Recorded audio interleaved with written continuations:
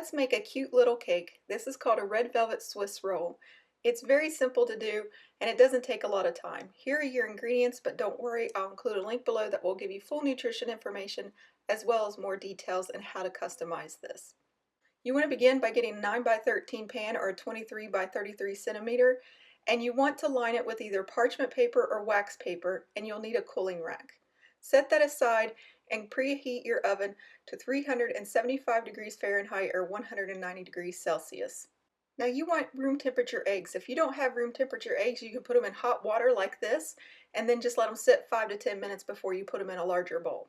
Set that aside and let's get together our dry ingredients. We're going to use 2/3 cup of flour or 100 grams, and then we're going to use 1 tablespoon of cocoa, 5 grams, 1/2 teaspoon of salt, 2.5 grams, and 1/2 teaspoon of baking soda, which is 3 grams. And we're just going to mix this together briefly. If you have a sifter, you can make it even more smooth, but I don't find it necessary at this point. Just use a whisk or a fork and stir it up really well and then set that aside. Next, we're going to beat 4 eggs, 200 grams, and we're just going to mix them briefly until they look like scrambled eggs, and then we're going to add in our sugar.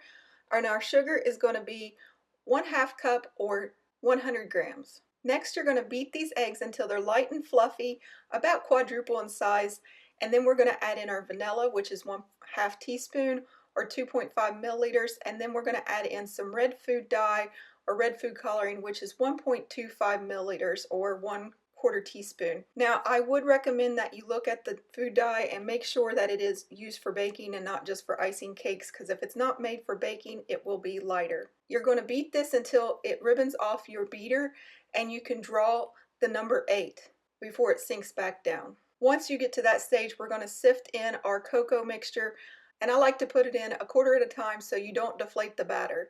Now I'm using a whisk. I find this is a lot easier than using a spatula or a spoon because it doesn't seem to deflate it as much as the spatula does. The traditional way to mix this is to go around the outside and then cut through the middle. That keeps you from deflating the batter. Now at the end, when you see these little lumps, if they won't come through, don't force them through, just disregard them. You're going to mix it until it is nice and smooth like this, and then you're going to put in 1 teaspoon of vinegar or 5 milliliters. The vinegar does 2 things. It gives a tang to the taste, and it also helps the baking soda rise so you get a nice fluffy cake. Once you have this completely mixed up, it'll be really nice and smooth, but it will still have some air in it and it will look like this. You're going to pour it into your pan, and again, if you haven't already, please make sure that you have parchment paper or wax paper on the bottom to make it easier to remove. You really want to remove this cake quickly when it comes out of the oven and toss it onto the paper so you can roll it up. You're going to bake this from 8 to 10 minutes or until a toothpick inserted in the middle comes out clean or it reaches 205 degrees Fahrenheit or 96 degrees Celsius. Now to level this out, you can tilt it like I'm doing right here, or you can use a spatula and just guide it into the corners. Now I'm going to make one side of it purposely not level so you can see what happens. I like to teach you on what not to do as well as what to do. Now you can use a towel, parchment paper, or wax paper, some say, but I think you should always use a towel, and I'm going to show you why in this video why you shouldn't use parchment paper, and in another video coming up I'm going to show you why you shouldn't use wax paper. Let's use 2 tablespoons of powdered sugar and generously spread this out all over the paper where the cake is going to land. You can use more or less however you feel comfortable. Just make sure it's well covered. Once the cake is baked, it will bounce back. You'll see it separate from the sides slightly, and a toothpick inserted in the middle will come clean. Just toss this on, and then you're going to straighten it up the best you can if you didn't have it straight like I don't here, and then peel off the backing, and we're going to roll this cake up. And some people like to crack this very first roll with a butter knife or a sharp knife, and I'm going to do that here just so you can see what happens, and I won't do it in a future video so you can see the difference and see which way you like it. Now if it's really hot, just take your time peeling this off because you can burn yourself a little bit, and that's what I'm doing here. It's just a very hot cake and I don't want to get burnt. So let's crack just maybe about 1 inch down or 2.5 centimeters. We're going to just crack it all the way down just by pressing it in, not cutting it all the way through, but about 2/3 of the way. And then we're just going to gently roll this up while it's still warm You do that so it doesn't crack as much, and it also helps it retain its shape whenever you go to fill it with icing. It won't take long at all, but if you're not used to baking, this can be quite hot and you might need to take breaks. Don't worry if you have to. And you don't want to leave it sitting here to cool, because if you do, it will just leave a really sweaty spot on the cake and not make it look nice, and it could make it overly moist. So I recommend putting it on a cooling rack to let it finish cooling completely. And you want this completely cool before you try to ice it. If not, it will just slide right off the cake and it will be a mess. While the cake is cooling, you can bring out your ingredients for the filling and let it come to room temperature. So now that the cake is cooled, let's make it. 1/4 cup of butter, 56 grams. And then we're going to add in 1/2 package of softened cream cheese, or 1/2 cup, or 113 grams. And finally 1 cup of powdered sugar, or 125 grams. First, you want to beat your butter until it's nice and smooth and creamy, and then add in your cream cheese. You don't do them together, because if you do, you can have lumps in your cream cheese and it's just not very good. Then you're going to add in your powdered sugar just a little bit at a time, and you do this for 2 reasons. 1, so you don't make a huge mess like I'm making here, and 2, so it's nice and smooth and creamy and not gritty. It should be really nice spreadable consistency like this and drop off your spatula. So let's set this aside, and again, make sure this cake is really cold before you try to ice it. Don't stick the cake in the refrigerator though, because if you do, you can make it where it's too tough to roll out and it won't be very good, and it can actually tear because you made it too cool. Now you're going to start to see why I don't prefer parchment paper.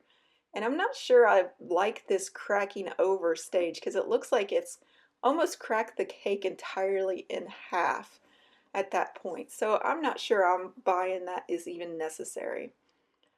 You're going to put the cream cheese frosting on in a nice even layer, and make sure you get up into that little swirl so that you'll have some cream cheese there as well. I'm not going to make you see the whole point, but I'll show you how you can just kind of tease that back and go ahead and ice that cake all the way back into that little swirly area.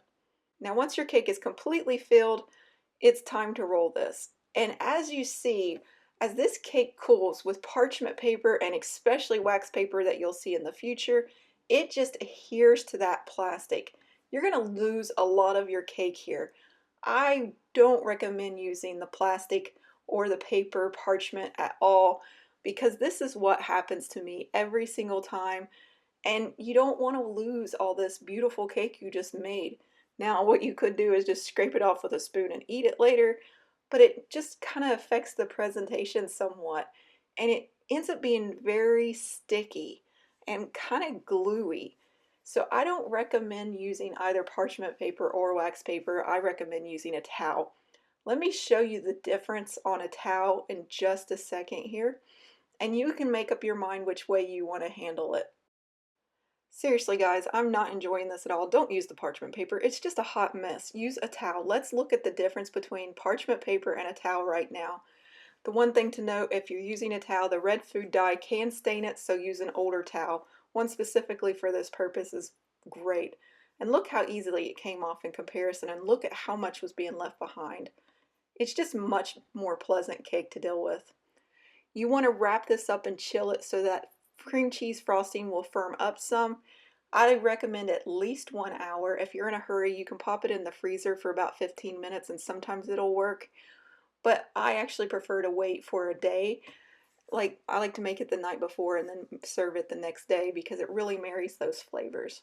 To hide any flaws, let's put in about a teaspoon's worth of powdered sugar, and it's probably about 4 grams, give or take. And this just makes, like, if there was any cracks, you could hide them like that. And it just helps with that stickiness that may develop if you underbaked your cake slightly, or if you totally ignored my advice and went ahead and used parchment paper, because maybe that's all you had on hand. And that's okay. Look at the swirl that's already happening. It's actually pretty nice. And if you're wondering why I'm cutting off the edge, look at how untidy they look like on the ends. And you can eat those. You don't have to throw them away. I actually have people who just say leave them on because we like those bits. I actually prefer them. And that's all you have to do to make a Swiss roll cake. It is very fun. It's quite easy to do. You don't have to have a special jelly roll pan. As you saw, I used a cake pan, which people don't tell you. Say hi to Raymond, everybody. Look at this cake. It's just absolutely pretty. Now, what do you think about where I cracked it? Do you think it was worth it or not? Visit us at jacksonsjob.com for more recipes, and as always, happy baking.